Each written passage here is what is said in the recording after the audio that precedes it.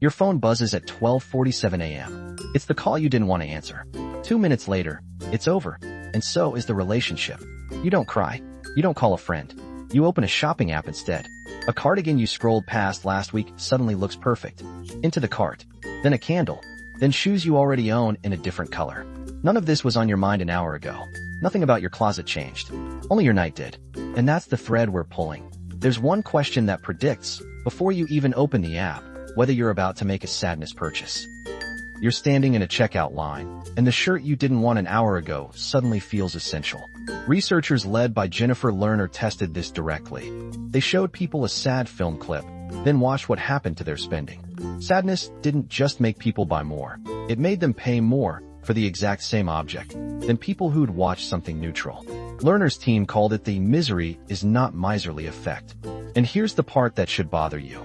The sad participants weren't chasing comfort. They wanted out.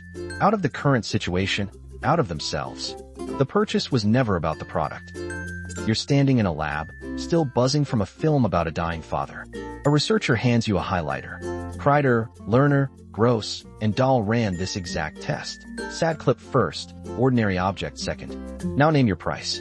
Split into 2 groups. Some set the price to buy it. Some set the price to sell it. The sad group blows past the happy group on both ends, paying more to get the highlighter, demanding more to let it go. Same object, same room, only the emotion changed. And the size of that swing is what turns this from a curiosity into a warning. It's 3 a.m. Your room is dark except for the glow in your hand. You can't sleep, so you scroll. A pair of sneakers. A gadget you didn't know existed an hour ago. Your thumb hovers over by now. You're not comparing prices. You're not reading reviews. You're just tired and a little sad, and the checkout button is right there. Same swing the researchers measured in that sterile lab room. Except now it's your blanket, your credit card, your 2 a.m. brain making the call. By Thursday, you won't remember ordering it, but the charge will still be there. And here's where it gets stranger. You cast a wide net for a bargain. Your brain isn't just careless in a checkout line. It's careless everywhere money touches. A landmark study by Jennifer Lerner found sad people, primed with nothing more than a short film clip, priced items differently in a simple buy-sell exchange. Sellers asked for less. Buyers offered more. Nobody in the room mentioned money or mood. Sadness alone moved the numbers. Job offers, salary asks, splitting a bill with friends, same quiet erosion. You're not just buying candles at 2 a.m. You're negotiating worse, all week, without noticing.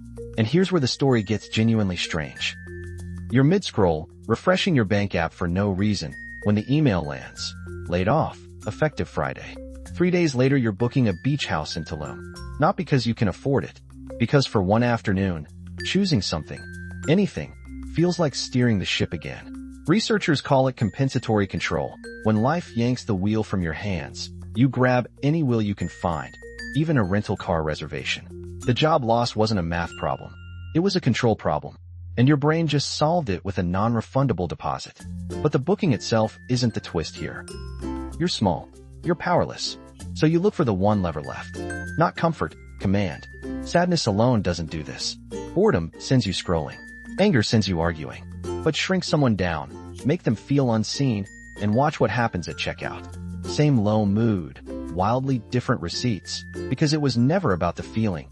It was about the self underneath it, scrambling to matter again. Researchers have poked at this for decades, isolating the exact ingredient. And what they found wasn't sadness at all. Sadness didn't move the needle. Loneliness did. In one landmark study, participants who felt isolated, not just down, paid more for the exact same object again and again. The self got loud, and spending was how they quieted it down. So here's the fix. Before you tap buy, name the feeling. Out loud, or just in your head. This is loneliness. This is boredom. That single act pulls you out of your own head and back into the world. The urge doesn't vanish. It just stops running the show. Naming it is how you take back the wheel.